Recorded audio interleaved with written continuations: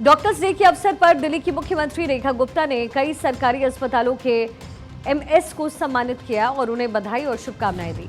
संत ईश्वर foundation और लोकनायक अस्पताल की ओर से मुख्यमंत्री ने doctor Baba Saheb Ambedkar medical college के प्रिंसिपल डॉक्टर सुरेश कुमार पटेल नगर स्थित वल्लभ भाई पटेल हॉस्पिटल की एमएस, आर्मी हॉस्पिटल के senior doctor brigadier Sanjay Kumar Mishra, एबास अस्पताल के चिकित्सा निदेशक डॉक्टर राजेंद्र कुमार धमीजा समेत कई अस्पतालों के एमएस को सम्मानित किया।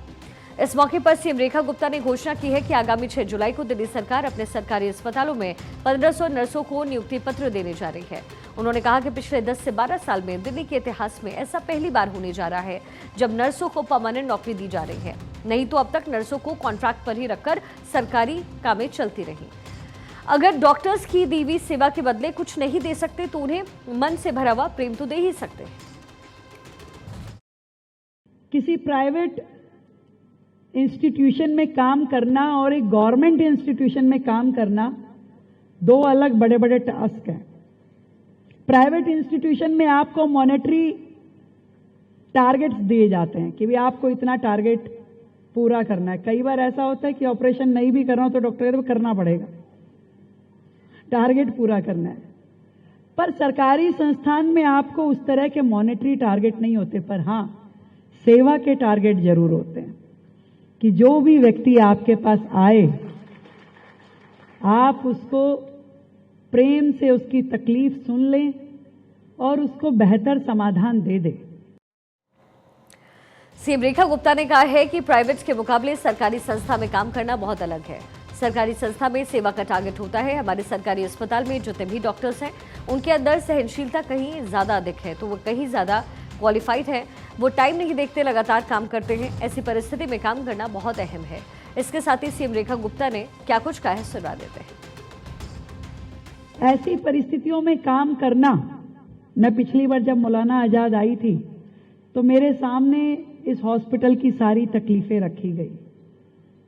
कैसे हमारे मेडिकल के स्टूडेंट टूटे हुए हॉस्टल में रहते हैं जहां छतें गिर जाती हैं और बेचारे एक कमरे में 8-8 स्टूडेंट, जहां आप स्टडी टेबल तो छोड़िए 8 बेड जहां लगे हों उनको अलमारी का भी एक पोर्शन शेयर करना पड़ता है कि इसमें मेरे कपड़े हैं इसमें, और वो बोरियां बांध के अपनी अटैची या बैग में ही बेड के नीचे कपड़े घुसा देते हैं और कैसे वो निकाल के, मैं समझती हूँ इससे ज्यादा तकलीफदायक स्थिति में पढ़ाई भी करना मेडिकल की और घरों से दूर आकर के रहना उनके लिए इतना बड़ा चैलेंज था। मुझे देख करके बड़ी हैरानी हुई। और ऐसे ही बहुत सारे हॉस्पिटल में वर्किंग कंडीशन और इंफ्रास्ट्रक्चर की विकट परिस्थितियां मैंने देखी।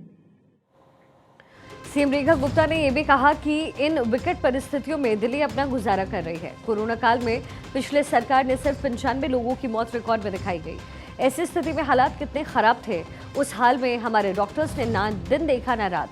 दिल्ली के डॉक्टर्स के लिए अब अपनी सीएम और सरकार आपकी खड़ी है। अस्पतालों में जो एक एक चीज होनी चाहिए उसके लिए सरकार ने काम करना भी शुरू कर दिया है।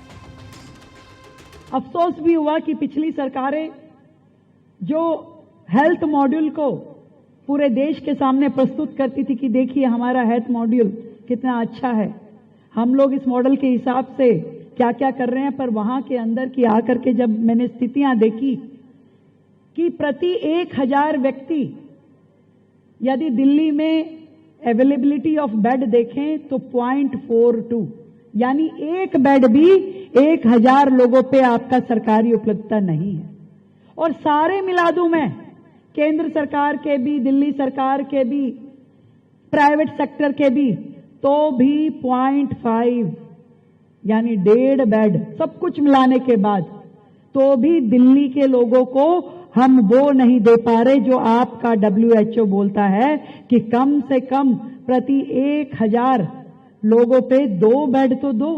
और आईसीयू की और ट्रॉमा सेंटर की तो बात ही छोड़ दीजिए। इन विकट परिस्थितियों में देश की राजधानी अपना गुजारा कर रही है।